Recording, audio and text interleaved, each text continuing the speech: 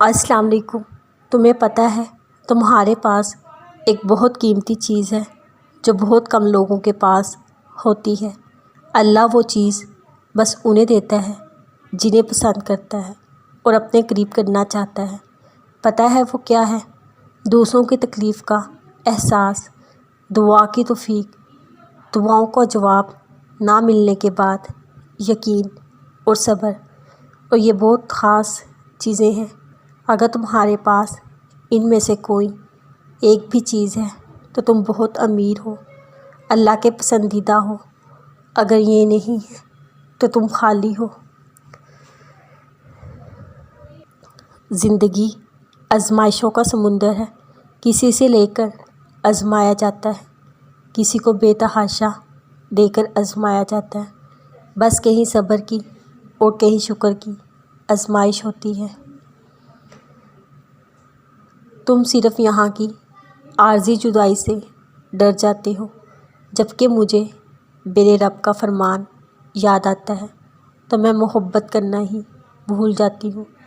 کیا تم نے قرآن میں پڑھا نہیں ہے؟ اے مجرموں، آج الگ ہو جاؤ۔ پتہ ہے نصیب اور مقدر صبر سے ملتا ہے۔ صبر رکھے، نہ ہی دھوپ رہتی ہے زیادہ دیر اور نہ ہی چھاؤں۔ ہمارے معاملات ہمارے اختیار میں نہیں ہوتے، مگر صبر رکھے، کیونکہ جس کے اختیار میں یہ سب ہے وہ بڑا رحیم اور کریم ہے۔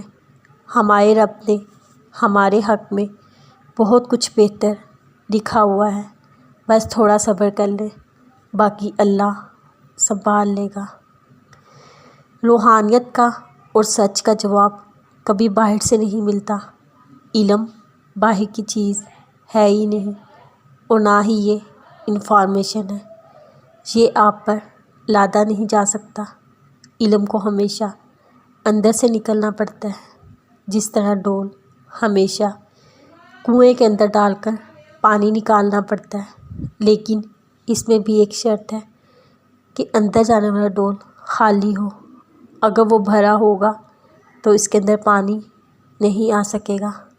رسول اللہ صلی اللہ علیہ وسلم نے فرمایا، صدقہ دینے سے کوئی مال نہیں گھٹتا، اور جو بندہ معاف کر دیتا ہے اللہ اس کی عزت بڑھاتا ہے، اور جو بندہ اللہ تعالیٰ کے لیے عاجزی کرتا ہے اللہ تعالیٰ اس کا درجہ بلند کرتا ہے۔